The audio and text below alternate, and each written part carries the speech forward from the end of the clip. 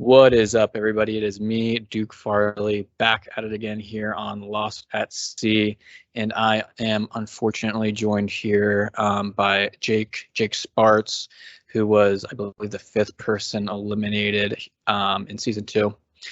Jake, appreciate you coming on. I'm sad it's this early on in the season, but how are you? How you been? Yeah, I'm good. I'm sad it's me too. Everything is good.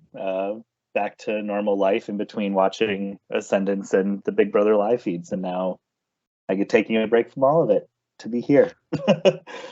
Perfect. Yep. Live feeds are probably exciting. I would assume. I haven't been checking those out, but definitely been following along in Big Brother. Well, my best friend is on, so it's been Michael, right? Yeah, and so it's been hard. It's been hard to be watching him be on the block 3 weeks in a row. So definitely a roller coaster for him here in the opening sequence. Yeah, I'm excited. So I have to keep everything hush hush because he watched the first episode of Ascendance before he left, but then he doesn't know anything else more. He didn't see the second episode before they took him. So I'm like, this is pretty exciting, but I'm going to force him to still watch it because he needs to see the person who he modeled his game after. So I'm just kidding. Okay, all right. Well, Big Brother, of course, great show, but Ascendance, let's talk about your journey here. Wanted to start off by, I know that you have had an extensive background in, the live game format, right? I feel like you were probably the most decorated in that manner coming into this season. Yeah. So how, was it different? And how'd you find, I guess, Ascendance in the format?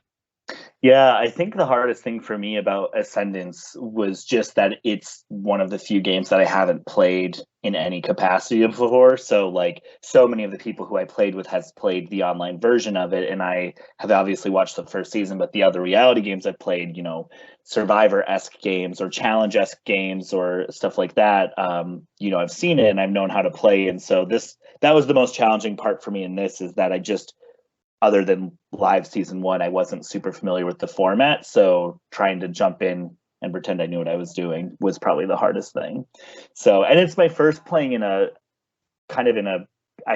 liken it more to the house reality games versus Survivor, where, there's the survival parts of it are so much more intense, but here the social part is just so draining and staying up late. And yeah, it just is a totally different vibe.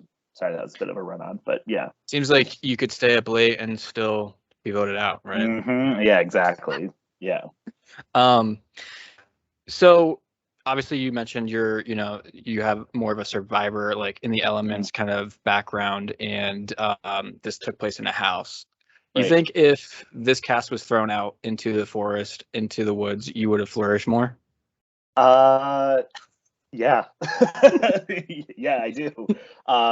Only for the simple fact that I have played 2, and I think with the exception of a few people who have played a day one in a park or a 2-day one, I've been out and I don't know how to start fire. I grew up in the North Woods, I grew up in camping, and there's some people who would definitely be able to hold their own. That's not to say I would be the best Survivor player by any means, but I do think that I would have a bit of an advantage just because it's so much more physical, whereas Ascendance is just so much more social, and I know I lack in that area sometimes. So the format is obviously different from basic Survivor, as you can talk to everybody. Yes. And the tribes or teams are changing every round, right? So you mentioned having watched season 1 of Ascendance Live. Was it what you expected? Was there any twists or anything that you didn't see coming? Yeah, I will say I feel like many more players were more aware of what kind of twists could happen than I was, just from playing the live game. And so, even watching confessionals, like Keaton saying things like, oh, yep, this was from this, or people talking about this might be a 3 team, or oh, this might be the double, and things like that. I didn't know how to anticipate those as much as some of the others. And the other thing that was more challenging for me was season one. I knew so many people who participated and played, and it seemed like they knew each other a bit more. And coming into season two, I didn't know any faces, and I'm very used to going into a game where I know at least one or two familiar faces, and I knew nobody going into this one, which I threw me for a bit of a loop more than I was anticipating. Is that something that you would have preferred? You would have preferred to have known a couple of people? Yeah, well, I don't know. I think it's maybe if even not in just. It's always nice to know at least a familiar face, right? Like especially coming, my first live games were like Mayhem Manor, where in season two, so much relationship carries over, and I think I should just been more prepared because there were so many relationships from playing the Ascendance online that I wasn't privy to just because I didn't really know about it too much until, the later seasons when Nicole and I started to become a bit closer and more friends. But yeah, I maybe not a preference, but even to just know one person that can be like, I 100% have your back, at least in the early stages, that always helps. And I feel like there were players in the game who had that, and I didn't. Right. So did you feel like, knowing that, did you feel like these two captain wins early was something that you wanted to do? You wanted to get your hands dirty there? Yeah, so I actually, I didn't want to. I didn't want to win that much, but season or the first round, I knew that I was on the outs. Like I knew the vibe. It was a mixture of me making the mistake of doing the wine thing, which I'll explain because I don't think it was a mistake, but clearly it was, and then having to go do the questions, which I didn't, or having to do the Edmonds answers or whatever that was called, words from the winner. Which I wasn't expecting to be gone so long. And so I was right off the bat, I was a little bit ostracized. So the reason I went so hard for the second round was because I wanted to use that as an option to kind of be in the know and to show people I have loyalties. And then I was blindsided by the next few votes. So I felt like I just had to keep winning to gain any sort of social capital. And that's why I went so hard. Right. I know you mentioned, I saw a comment on one of our like wrap ups that your second captain, when where you're dividing up the teams or you're choosing teams, right? You were trying to get Melissa on a team to go after her, I guess the previous round, right? Yeah, so that would have been, I think that was the third captain's one, because the second one I was trying to look out for my original blue team from round one. And then the third one I was like, man, if I can get a house target out and make people happy with me, then I'm going to do that. So when I was separating the teams for what ended up being the balloon challenge, I was hoping to get one more person. And then, of course, the Ascendance Twist happens and there's the third team. And then on top of all of that, our team won the challenge. So my goal in that round was to do something for the house and to take a shot at who the perceived target was, which was Melissa, which I don't like to play the game that way. Like generally I try to go work with the people who are the targets. But at that point I was just like, I needed footing to be able to do more of going after the people who were in good standing, and I just couldn't get it. So you also just mentioned the wine reward. Yeah. That was a big thing in like episode, I guess 2, yeah, where stuff was spilled from the wine reward, and it kind of went back and bit Ryan in the butt. It did. Yeah. So what was your like take on everything? Yeah. Well, I think one thing that the episode didn't quite do a good enough job showing on my part, I had so much money from casino night. Like I think I was one of the top runners because I definitely didn't think it was for anything. I thought it was for fun. So I was like betting astronomical amounts in blackjack. And so I had so much money. So like my end of the table started to know like, okay, and that's why at the end they threw all their money at me for the words from the winner. But I didn't want to get into a bidding war over the wine night. And so when Erica got it, it was like, hey, I'll give you part of it, just take me. Because I'm thinking, I know from playing games in the past that the first night, everybody's just hanging out. Like the late night talks don't happen till later. And I was like, if I can have some one-on-one conversations right off the get-go, like early on, I feel like that's going to help me, especially because I don't know anybody. I didn't realize how much time we spent there, which is part of the problem because we finished the whole bottle of wine and I have no regrets on that. Because it was a great time. But I think what actually was the ultimate downfall was both of the wine trios had one person from each team. So those people were all ostracized. And because Zoe got back from her team before I did, I think she was maybe second to the bottom to me, but then I was the last back. So I think that ended up being a big downfall for a lot of us, was just that it would have been easy if three of us were on the same team together, and it just worked out that it was one person from each different team, which just was bad news. Right. So moving throughout the game, I was wondering from your perspective, you mentioned in like your early interview and a couple of your confessionals, wanting to go after people that maybe hosted games. And I was wondering if is there a was there a rivalry here between you and Wesley? Like, were you gunning for Wesley? No, I actually never was.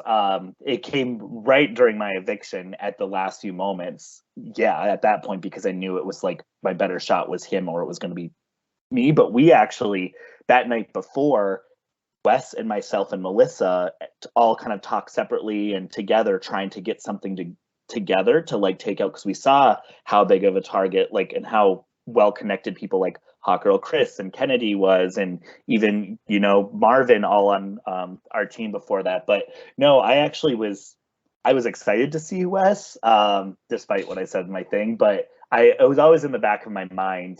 I was wondering how connected he was, but I thought that probably with Wes, I felt like he was such a huge target because the totem pole was such a well-known game, or the penthouse now, that I just kind of felt like it'd be better to work with him than be against him when everybody else is against him as well. But we just were never on the same team until I went out. So he wasn't really in my line of sight, I guess. Right. So let's kind of like talk about, Melissa, this round, Melissa has one captain and she's dividing up the teams. And it's announced that you guys are going to be going into a double elimination, right? Mm-hmm. And, one immunity. You were so close to winning it, right? Oh, so like drops of water away, like so close. Did you have that extra, like, I think I need this, or? Yeah. So when the teams were being separated, I think Melissa was doing it to get somebody else out. I'm not 100% sure, but just in our conversations. But at the moment, I thought that she specifically built these teams to take me out, because not only that, but in the last vote, when Christopher went, I was completely blindsided. I did not think Christopher was going. I didn't see him going at all. I voted for Jodely in that round. The round before, I did not want Eric to go. Obviously, I didn't want Ryan to go. So it was like just this continuing, like nothing was going the way that I wanted it to. And so then when I saw these teams picked, I was like, every single person who I was starting to make a connection with, like Zoe and Drew and Taisha and Erica and all those people were on the other team. I'm like, I am in such a bad spot. Like, because half of my team was the original blue team that I had confirmation was going to vote me out if we lost the escape room challenge. So I knew I had to go for it because, again, I was just left out of a vote. So I knew it was a risk because it was going to put even a bigger target in my back coming off of 2 wins. But if I could go to bed that night having safety, it would have been a much better spot for me. So, yeah, I like I said, I thought Melissa built those teams to take me out on my side. And then I don't think that was the case, but I did at the time. Let me backtrack real quick to that vote where Chris is eliminated. You were a part of that little bracelet thing behind the back with Kennedy. Was that like, did that sway anybody? Do you know, or what was the bracelet thing? She at the very, like, you guys are all lining up to go vote. Somebody had gone to go place their vote, and she has these the wristbands that determine your guys' teams, the different colors. Oh, yeah. Didn't know about that. Oh, you weren't a part of that. Okay. I was in the front row, and I didn't. I'm telling you, I felt like I was just clawing to get any sort of social capital in the game. I keep saying it, but I had none. It's just sometimes the hand you're dealt, you just find yourself on the bottom, and I was making connections, but I wasn't included in that stuff. Okay. So. because I didn't know how much that had a sway on those people. It was like 5 or 6 Yeah. people back there. Yeah, and I totally think it did. And I think it was that back row thing, and I was in the front row. And then even like, I remember in that vote, even looking at Erica and being like, did you know? And she was like, yeah. And I was just like, how did am I out of the loop on a vote? Like, I was shocked. I was so shocked. And yeah, so it wasn't a part of it. And I wish my Minnesota girl would have included me in on it, because I would have, I don't know what I would have done, but I would have been nice. So. Yeah, it would have been nice. So you are fighting for your life, right? You just miss out, drops of water, you said, on the immunity. I believe Marvin was the one that beat you.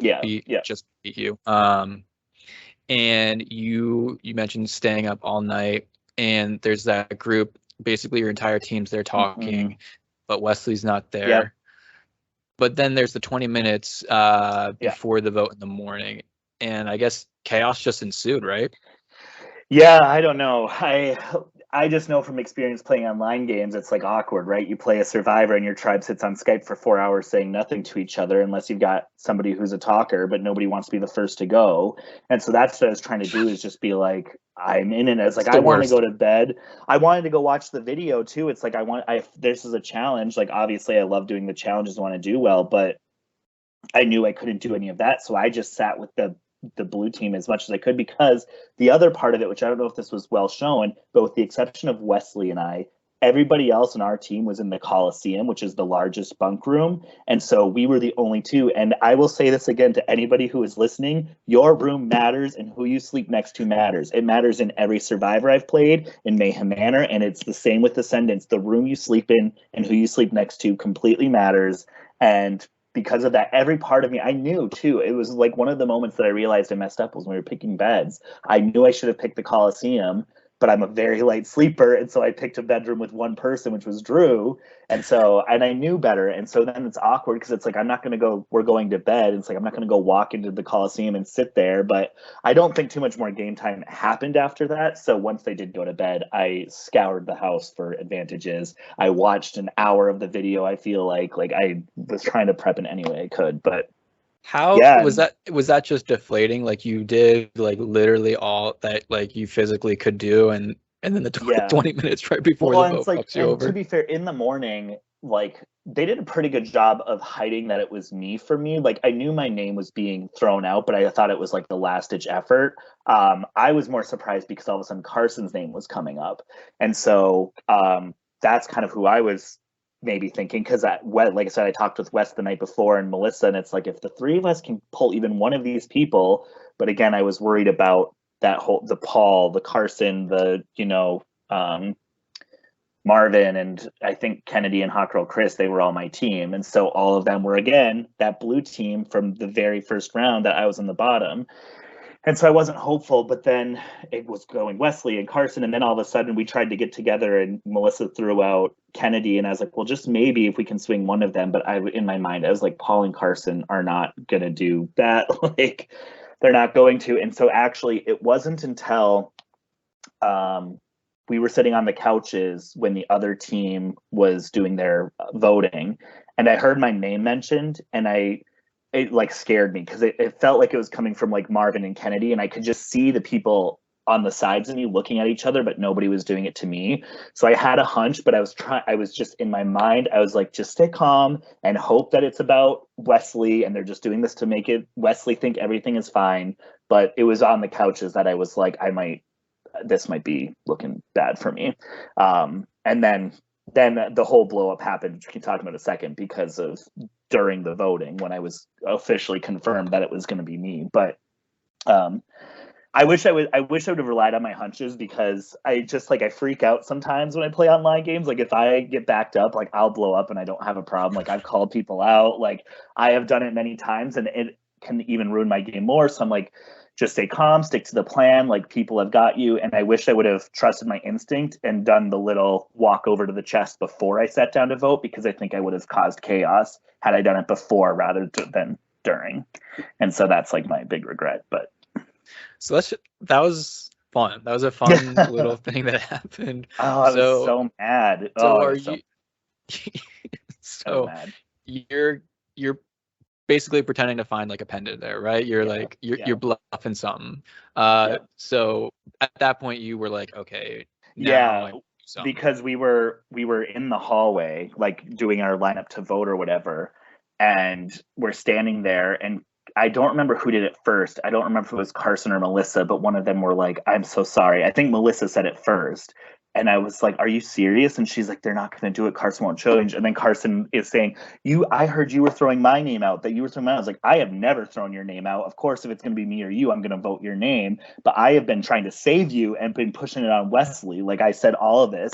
And so then when I walked back, I was just mad because like I get so mad when people, I don't know. I don't know why I was just fuming. So then I walked over and I just had that thought, and I was like, if I can throw off any of these votes behind me that haven't happened yet, then I'm gonna try it. So that's why I did that. But I don't want to. Yeah, it is what it is. So. But you got to respect, fighting and clawing to the very end. And I thought it was a good, little segment in the episode. It was interesting. I Yeah. was like, is he gonna get somebody to Yeah, I vote just here? wish, like I said, I think it would have been so much more effective if I would have done it before we sat. Like if I would have walked over right as we were walking, like switching from the teams from the couch because they're like directly across from each other. I wish I just would have walked right over and just done it and sat down and then acted like, all right, I heard you. And then I should have said something like, I heard you on the couches, like, nice try. I wish I would have done something like that, but I was trying to overcompensate for my instinct to call people out because I have done it at a tribal council. I've done it before my evictions on like Big Brother S games, but yeah, I just wanted to hope that I wanted to, Go out swinging. that it was all good. Yeah.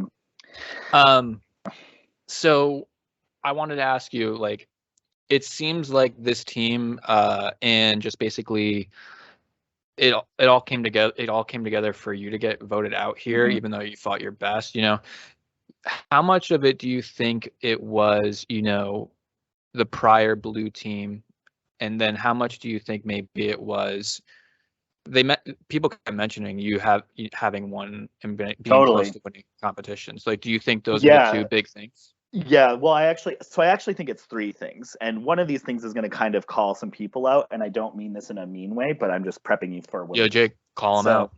So the first part I do think is the blue team thing. I think that from the get-go, I was in the bottom. I know for a fact I was the first to go if we lost the escape room, if we were voting as a team. Maybe not when the two teams came together, but I just heard it from multiple people. Like I knew that was an issue. I think the second part of it was the competitions because, Paul talked about it not only in his confessionals, but to other people. And I think Paul did a really good job of like saying that to, Hot Girl Chris and all this stuff. And they were right because the people I wanted to work with weren't on my team. I already said I wanted to work with Taisha, Christopher, who went, Eric, who went, Zoe, everyone else on the other side. And the reason I didn't want to work with the people on my team during this round was, again, going back to that round one, they want me out. And my rule is if you're trying to take me out, I need to take you out. But the other thing I think that people are forgetting, which I say in my way out, is that Ascendance at its utmost as a social game. And it's like you can win every challenge and you're still not going to win if you didn't vote with the house, if you didn't have social capital, if you didn't do all these things.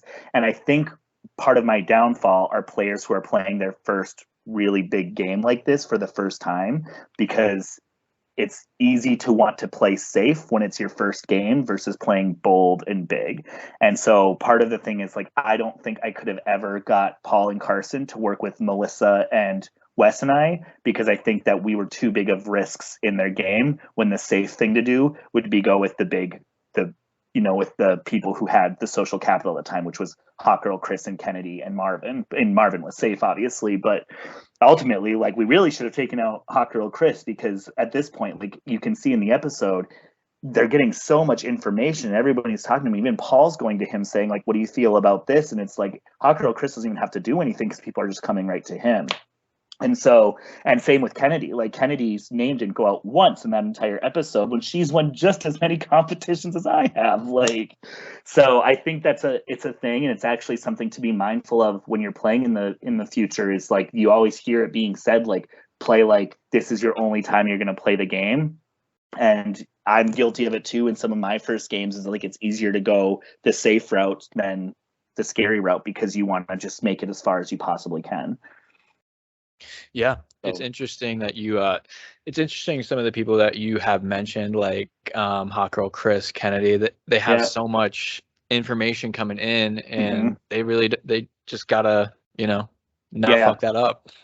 Yeah, well, and also it didn't help too that I don't even really know what Melissa did to become such a target for the house, but just this like, because I fell into it too, right? Like I fell into this is the house wants to do it. Melissa is like competitive, and she is. Melissa is a very fierce woman, and I really like her. But at the time, I was scared, and I wish that I would have snapped out of a bit more and figured a plan out with her earlier. Like my like ultimate idea now is this whole like, in the balloons when all the captains got like the challenge thing or whatever. I wish I would have known more about that and been like, Melissa, just like let me pretend I actually have something and like flash the card or something like that. Like that's like I have a regret from like every game I've played, and that's the one that I wish I would have done, is like I wish I would have been like slipped it out or just shown like the front of it or something and made people like, I'm not going home, sorry. But they're smarter than that. I don't know that anyone would have fallen for that because this is a pretty savvy cast overall, but it would have been worth a try. So yeah, it would have been fun to see that. Jake, I ask everybody this on their exit interview. What was your favorite part of the entire experience, whether it be game or, outside of that? Yeah. Well, I loved the competitions, not only playing the competitions, but watching, like, there's going to be some really, really fun ones coming up to watch.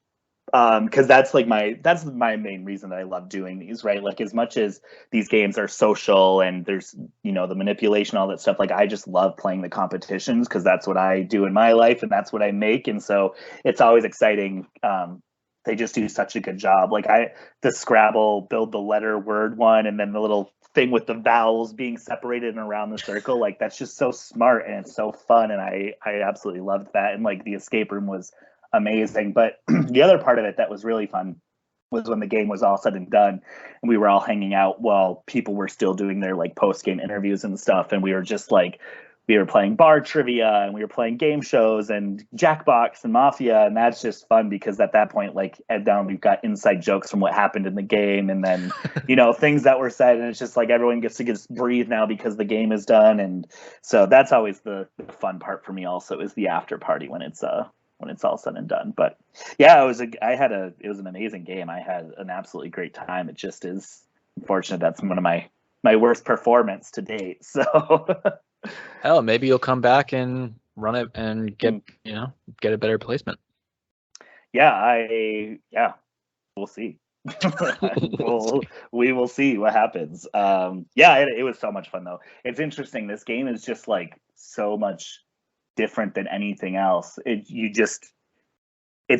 feel like this motto should be expect the unexpected even more than Big Brother, because it happens from picking teams to how the vote's going to work each round. Like you can't even really prepare for the powers other than the pendant power or whatever, the pendant of power.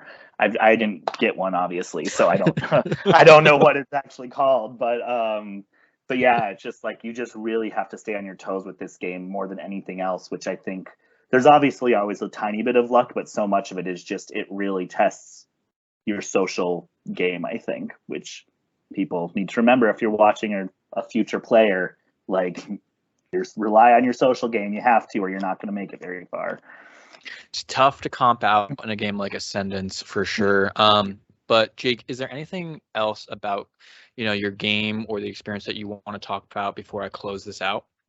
No, that like this one thing to clear up. I don't remember what episode it was in, but yeah, just during the round where I was gunning for Melissa, the edit made it look like I was gunning for Thomas, and I was not. Thomas actually was, which I didn't even mention. Thomas actually is the one person who I did know. We've played a game online together before and have like worked together and stuff. So he's the one person going in that I did know, and I had known of people like Drew played Mayhem Manor when I was on production, and obviously I knew who Wes was.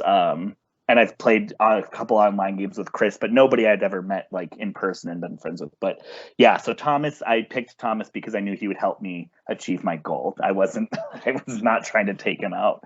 The edit definitely made it seem I like you were know. going for Thomas. I hadn't watched the episode yet, and then Thomas messaged me. He's like, "Wait, were you going for me?" I was like, "I don't think I ever was gunning for you. What are you talking about?" And I was like, "Oh yeah, that was 100% Melissa." Like, and she knows. Like, Melissa knows during that round that my goal was to target her, and then we talked after, and that's when I was like, "Man, if we could make a really good team here," but it just didn't pan out for me. So yeah.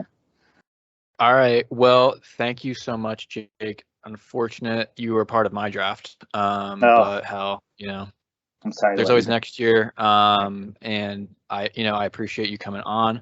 But with that, I am going to go ahead and close out here.